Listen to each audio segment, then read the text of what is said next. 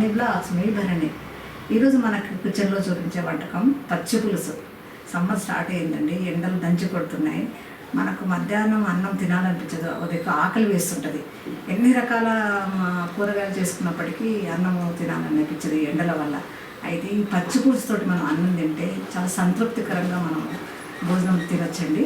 అయితే ఈ పచ్చి పులుసును ఎలా తయారు చేసుకుంటే మీకు ఇప్పుడు చూపిస్తాను. పచ్చి పులుసు తయారు చేయడానికి కావలసిన పదార్థాలు: కొద్దిగా ఒక నిమ్మకాయ సైజు చింతపండును ఇలాగ నీళ్ళలో నానబెట్టుకోవాలి. 1/2 కప్పు పల్లీలు వేయించుకొని ఇలా పొట్టు తీసి పెట్టుకున్నాను. కొద్దిగా అక్కడక్కడ పొట్టు ఉన్నా పర్లేదండి. కట్ చేసి పెట్టుకున్న ఉల్లిపాయ ముక్కలు. వీటితోటి పచ్చి పులుసును ఎలా తయారు చేయాలో నేను మీకు ఇప్పుడు చూపిస్తాను. 10 నిమిషాలు ఇలా చింతపండు నానబెట్టుకున్న తర్వాత వీటిని రసం తీసుకోవాలండి. ఇలాగా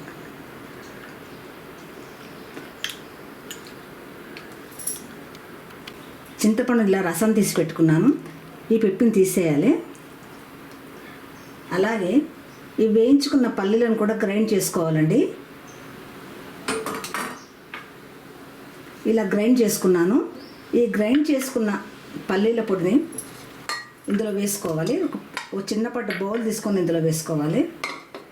ఈ రసాన్ని పిండుకున్నాం కదండి, ఇందులో వేసుకోవాలి.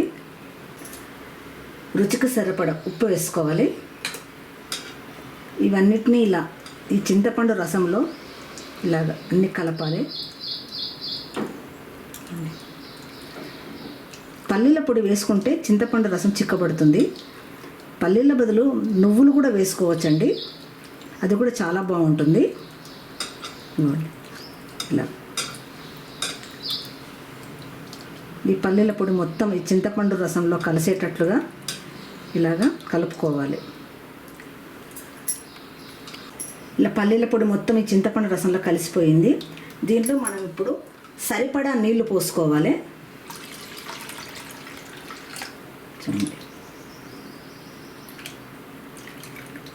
ఈ కన్సిస్టెన్సీలో మనం నీళ్ళు పోసుకోవాలి.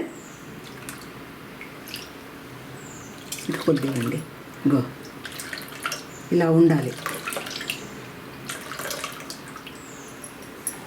ఇందులోకి మనం కట్ చేసి పెట్టుకున్న ఉల్లిపాయ ముక్కలు ఉన్నాయి, ఇందులో వేసుకోవాలి.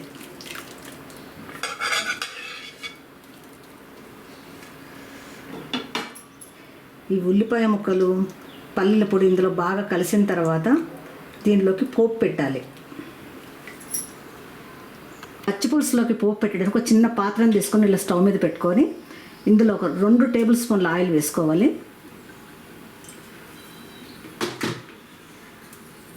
ఆయిల్ వేడైన తర్వాత కొద్దిగా ఆవాలు, జీలకర్ర, 2 పచ్చిమిరపకాయలు, ఎండుమిరపకాయలు అండి 2. తర్వాత మంటను సిమ్లో పెట్టుకోవాలండి, మాడకుండా. మంటను కట్టేసిన తర్వాత కొద్దిగా పసుపు, చిటికెడు, కొద్దిగా కారం వేసుకోవాలండి.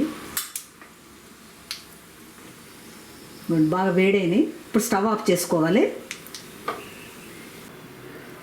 ఈ పెట్టుకున్న పోపుని ఇందులో వేసుకోవాలండి.